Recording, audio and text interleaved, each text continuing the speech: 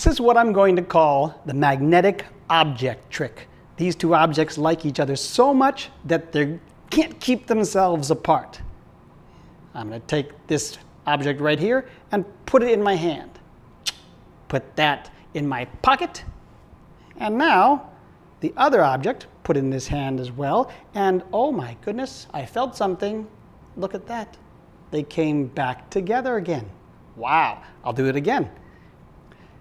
Hello there, are you ready to go for a little ride? Sure, no problem.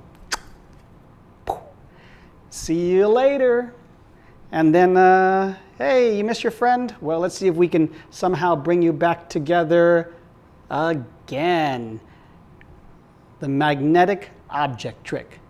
This is the magnetic object explanation. Basically, this uses a technique called palming.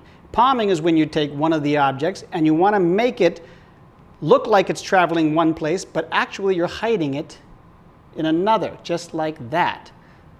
This object is going to be palmed into my hand. Now, what sells the trick is when you take this object and you're going to pass it over to here, the other hand, you are simultaneously closing your hands and then pointing to where you want the audience to think the object is. In reality, it's still over here, right? I'll do it again.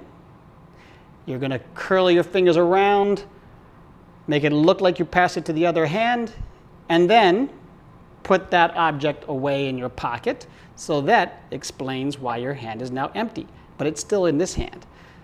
Now you have to bring the objects together, and you make up a story saying they're magnetism or they like each other so much that they can't stay apart. So you put the other object into your hand, and when you open up your hand, of course, now you have two.